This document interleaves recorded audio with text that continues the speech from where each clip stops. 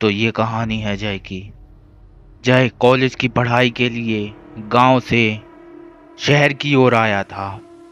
जय ने एक कॉलेज में एडमिशन करवाया, लेकिन गांव शहर से बहुत दूर था, इसीलिए उसे शहर में ही रहना पड़ता। एडमिशन तो हो गया, लेकिन रहने की दिक्कत थी। तभी उसे दिखा कॉलेज के ठीक सामने एक छात्रावास, मतलब एक हॉस्टल। वह हॉस्टल में गया और वहाँ के अधिकारी से उसने बात की, तो उन्होंने कहा कि सारे रूम फुल हैं, तुम्हारे रहने लायक कोई भी जगह नहीं बची हुई है। जय लौट कर ही आ रहा था, तभी उसे उसका दोस्त नीरज मिल गया। जय ने नीरज से हालचाल पूछा और इन दोनों की बातों में यह पता चला कि नीरज भी उसी कॉलेज में पढ़ता है। उसने भी अभी अभी एडमिशन करवाया है और नीरज भी इसी छात्रावास में रहता है। तभी जय ने कहा, भाई मेरा काम भी कर देना, यहाँ पर कहीं एक रूम खाली हो तो मुझे बता दे। नीरज ने कहा कि हमारे छात्रावास में एक तीसरी मंजिल है, जिस पर बहुत सारे कमरे हैं, लेकिन वहाँ पर कोई भी नहीं जाता और वो सारे कमरे खाली हैं।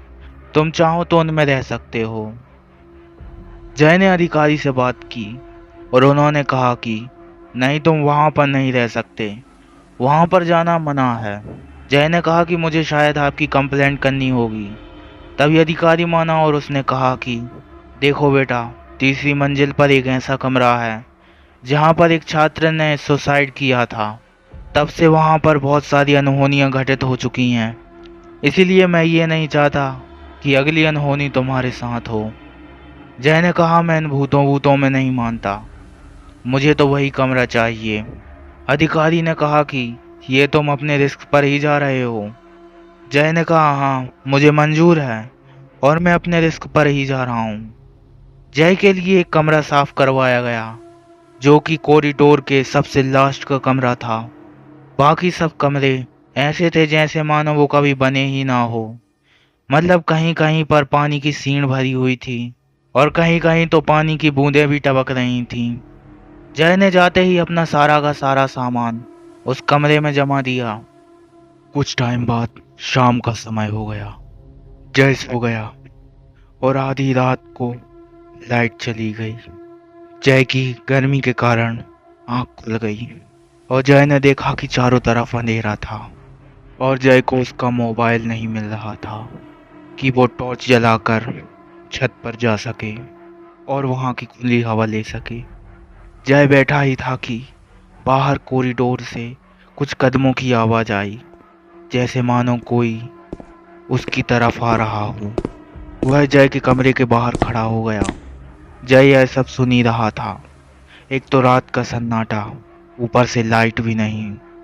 उसे उसके कदमों की आवाज़ साफ साफ सुनाई दे रही थी।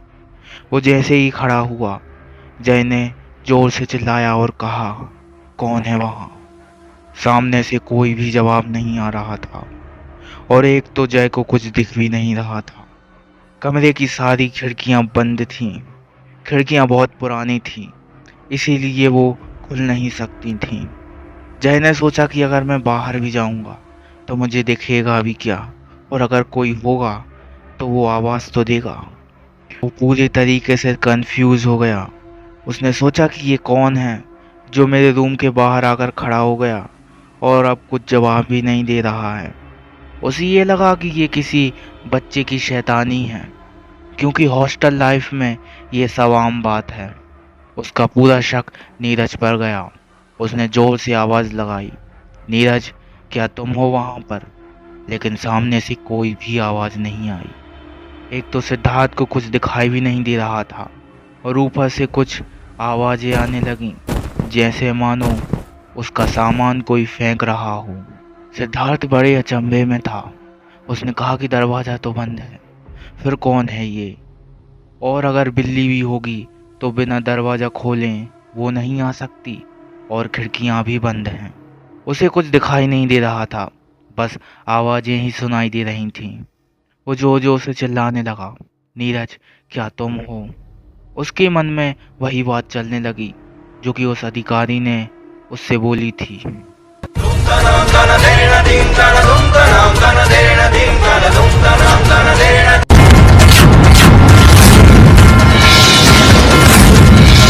पूरी तरह घबराया हुआ था।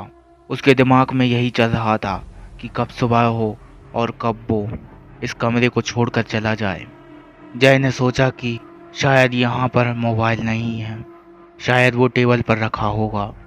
जय जैसे ही अपनी बिस्तर से उठा, पलंग के नीचे से एक हाथ आया और उस हाथ ने जय को खींच लिया। जय के सिर में फर्श बहुत जोरदार लगा। तभी इतने में लाइट आ गई। तभी जय को दिखा कि उसी के पलंग के नीचे कोई अजीब सा क्रिएचर उसे देखे जा रहा था। जय तुरंत ही चिल्लाया और घबराकर पलंग से बाहर निकला। जय ने तुरंत ही मन बना लिया कि अब वो भागते हुए सीधे नीचे जाएगा। उसने जैसे ही अपने कमरे का दरवाज़ा खोला तो देखा कि एक व्यक्ति फांसी से लटका हुआ उसे ही देख रहा था।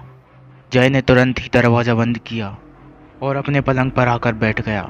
वो बहुत डरा हुआ था। उसके मुंह से एक भी शब्द नहीं निकल रहा था और धीरे धीरे करके कुछ टाइम बाद जय की नींद लग गई। अगला दिन हुआ।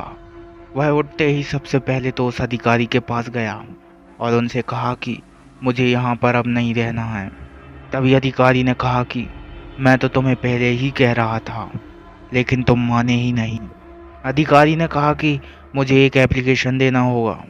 जय ने सारी डॉक्यूमेंट्री पूरी की और अपना बोरिया बिस्तर समेटा और वहाँ से चला गया। और वो अपने गांव से ही ट्रेन से शहर की ओर अप डाउन करने लगा। आज भी जब उसने मुझे ये कहानी बताई तो उसके रोंगटे आज भी खड़े हुए। और उसने तो यह भी कहा था कि वो अजीब सा क्रिएचर उसके सपनों में आज भी आता है। दोस्तों, हमारे वीडियो के एनिमेशंस को आप एनिमेशंस की तरह मत देखिए। ये सही घटनाएं हैं, इन्हें सच ही समझिए। क्योंकि कभी कभार हम स्टोरी में ऐसे खो जाते हैं कि हम उस घटना को एक एनिमेशन की ही घटना समझने लगते हैं। आशा करता हूँ कि आपको समझ में आया होगा। और दोस्तों, जिस तरीके से आपने मेरी पिछली वीडियोस को शेयर किया था, उसी तरह से इस वीडियो को भी शेयर कीजिए ताकि हमारा चैनल और ग्रो करे और हमें और भी बढ़ावा मिले ऐसी ही और सारी एनिमेटेड वीडियोस बनाने के लिए।